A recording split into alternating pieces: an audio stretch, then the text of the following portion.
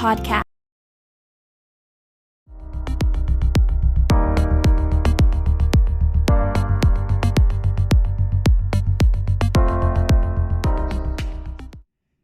And we're back. You are listening to the Exitology Unlock Your Profits, Unlock Your Potential show with your host, myself, Jason Wally Waldron. I am joined here by Abby Donnelly, and Abby and I have been discussing succession planning and all sorts of things around creating a successful exit. And Abby, I wanted to change. A few minutes ago, we talked about an in-depth story of some of the business hurdles that a CEO had to go through to eventually create the exit that was right for them. And we also talked about some of the mental hurdles and just some of the dynamics of people. So I want to dive a little bit deeper into these concepts. I know that you're bringing a certain amount of strategic planning to bear. You're bringing your own method to bear as you're working with folks and helping them really understand what they need to do. But you talk about successor readiness. You talk about checklists that people need to score themselves against. So could you maybe just enlighten us a little bit more around how does the Donnelly method work? How are you taking people through succession? Because a couple minutes ago, I asked you the question, how many people even know what succession is? And you said maybe 14% have a succession plan. I used to work in IT way back in 25 years ago, and everybody supposedly had a disaster recovery plan. And yet people who had disasters went out of business about a third of the time. So yeah. I'm calling BS here and saying if 14% have a succession plan, that probably means like 3% do. You're laughing. So what? Talk to me about this. Well, you talked about the Donnelly method, and the Donnelly method was like a model that I put together to frame out the way that I looked at succession planning. And I would say that when I'm working with a client, I'm not necessarily taking somebody through the Donnelly method from start to finish, but I'll talk about the 4 components of it because I think each component is worth some assessment by the owner and maybe their leadership team as well, certainly.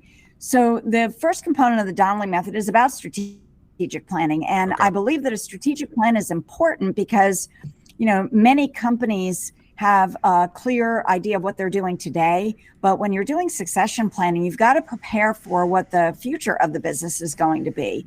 And so you're not just developing leaders to take over and run today's company, you really need to develop leaders that will be able to take over and run tomorrow's company. Can you define that? Are you talking 1 year, 3 year, 5 year, 10 year? Yeah, sure. I'm not sure. I mean, I usually recommend that they look at a 3 to 5 year strategic plan. Yep. But I also hesitate because the world is changing so quickly. Yeah. And, nobody could have predicted the pandemic, for example. Well, some people could have predicted the pandemic, but most of us did not know it was coming. Well, there are some newsletter writers out there that predict something of that nature every single year. And, eventually even a blind squirrel finds a nut. So, but the reason I asked you that question, though, is and I didn't want to get you off your flow too bad there. But the reason I asked that question is because we have a lot of guests on this radio show, on this podcast, and it's always interesting to hear how people think about developing leaders. I can tell you for Exitology's point, we ask people begin with the end in mind. And what does that mean? I say choose 3 years or 5 years out, and similar to you, right? I'm asking you to choose, Mr. Business Owner, Mrs. Business Owner. And once I know how far out you're looking, then I can start to think from that frame of mind for you. And so in your case, and in your case, you're saying sometimes it's 1 year, sometimes it's 3 years, sometimes it's up to, I think, 10 years, but it really depends is what your point is. Yeah, and I love the framework that you put around it. I agree. I think the owner's got to choose it, but the successor has to be critical in the choice. So it's really that leadership team that needs to figure out what the right time frame is. And then once that strategic plan is developed, that sets the framework for what the development will look like. And I call the next phase of the Donnelly method intentional development. And I use the word intentional very intentionally.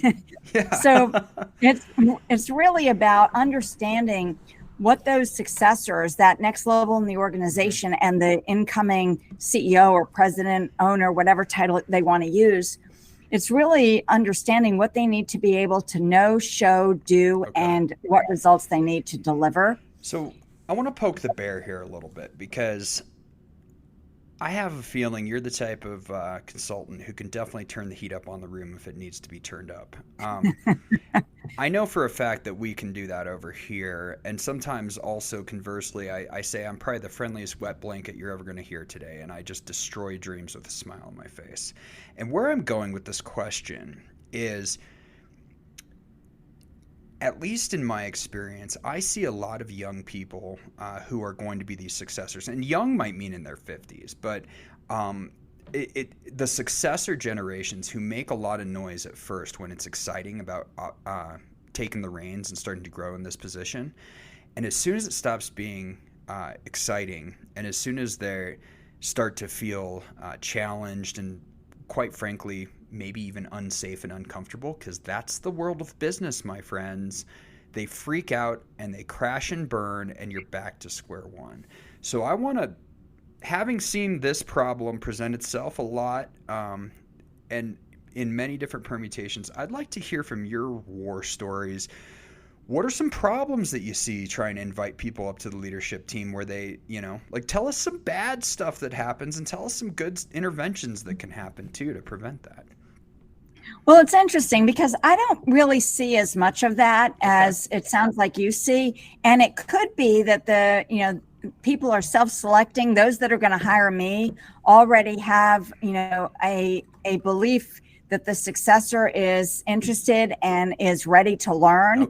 Because if I sit down with a successor and I don't believe that they're coachable, it's going to be really hard for me to help them grow and reach the level that, we all need them to get to in order for the business to be successful.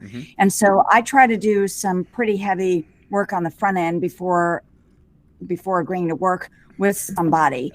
And I think a lot of times when I do see some indicators like what you're talking about, I think that it's really about either fear. It can go to one extreme or another. It can either be about fear and lack of confidence.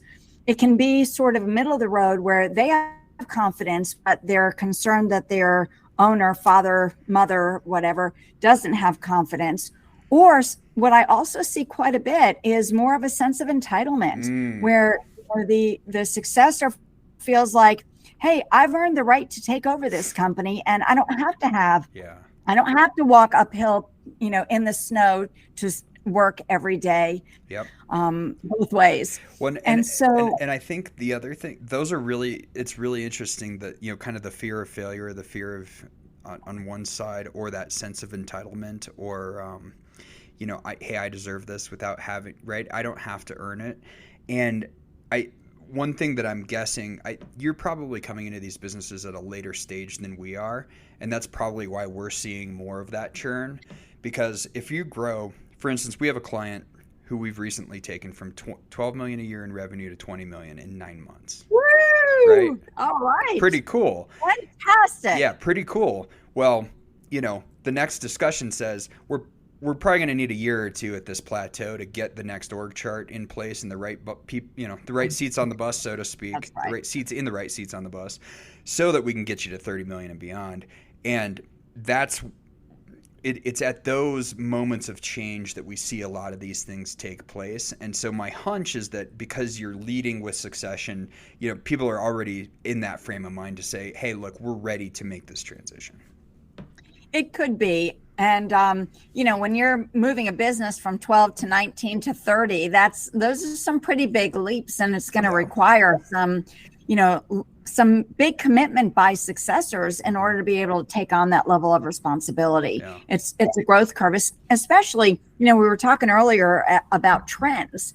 And the trends that have been interesting, one of the trends that's sort of relevant here that's been interesting for me is that 20 years ago, when I started doing this work, the successors were, a 65 or 70-year-old owner might be transitioning to a 55 or 60-year-old owner as a successor. Whereas today, they're transitioning more often than not to millennials and, which often are their children that are in their 30s.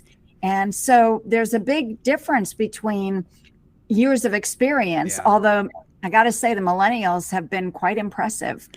Yeah, so I'd like to hear more about that because there really is a generational gap between, I'm going to say 70 on up, a classic baby boomer down to a millennial.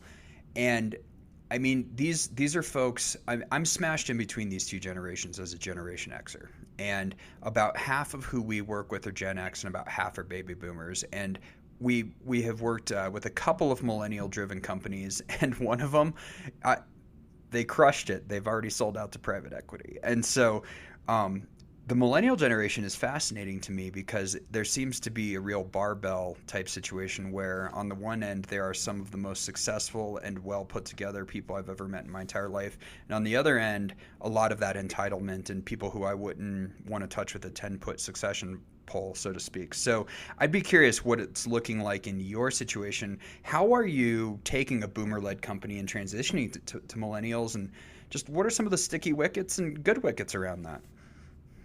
Well, I think there are a lot of good wickets around it. Some of the sticky wickets, I think, are, how do you help a millennial that's coming into the business? One of the challenges, I'll give you a great example. I'll tell you a story about a client that I have. So the owner of the company and founder of the company is in his mid 60s. He's got a millennial age son who he brought back into the company. He had spent 6 or 7 years working somewhere else, got some fantastic experience. Cool. And the successor is very strong, very capable, and has a big, big vision for what the company can be.